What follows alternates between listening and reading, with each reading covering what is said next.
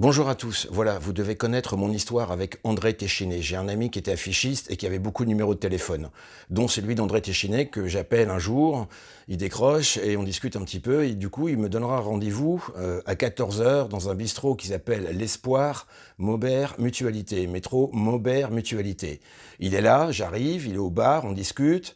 Il me raconte toute sa vie, il me demande de revenir chez lui, de le voir, et il va me solliciter régulièrement pour que je puisse passer quai de Tournelle, dans le 5e arrondissement, chez lui. On discute, je lui raconte mon enfance, mon adolescence, la mort de mon père, les fugues, beaucoup de choses, parce que j'ai eu une enfance extrêmement difficile et violente, avec un beau-père qui m'enfermait dans des armoires, qui me faisait courir en slip dans la neige. Bref, et j'ai un rêve, c'est de devenir acteur quand je suis petit, et de monter à Paris en 85, voilà, pour le réaliser. Tout ça, c'est extrêmement difficile, c'est dur, mais je vais m'accrocher à ce rêve comme à la proue d'un navire en pleine tempête. Et je monte à Paris à 18 ans en 1985. André Téchiné écrit tout ça.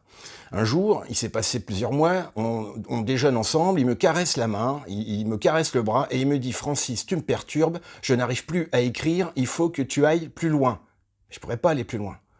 Et il me propose de rencontrer son premier assistant, Michel Bénat. Il m'en avait déjà parlé, qui venait de réaliser un court-métrage avec David Léotard. Là, Michel Bénat est en train de préparer son premier long-métrage et me propose le rôle principal.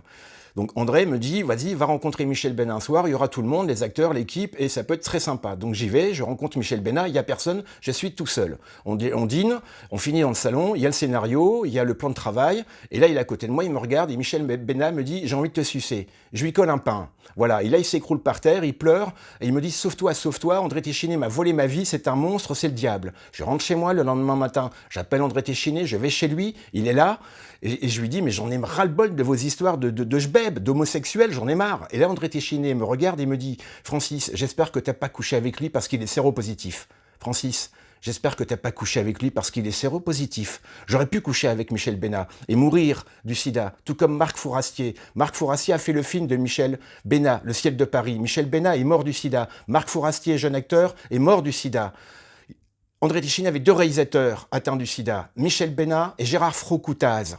Pourquoi Simon de la Brosse s'est suicidé le 17 avril 1998? Pourquoi Arnaud Giovanninetti s'est suicidé? Pourquoi il y a autant de blessures dans le cinéma? Pourquoi les acteurs sont fracassés? Pourquoi on n'a pas le droit de parler, de dénoncer tous ces faits? André Téchiné a fait un film de mon histoire qui s'appelle J'embrasse pas, avec Manuel Blanc et Emmanuel Béard. Ils m'ont viré du casting. Il m'a fait comprendre le pouvoir qu'il avait, André Téchiné. Voilà. Et j'ai été tricard, blacklisté par la suite. J'ai été blacklisté par le cinéma, par ma passion, par ce rêve que nous avons tous d'être un jour acteur ou actrice. Bon week-end.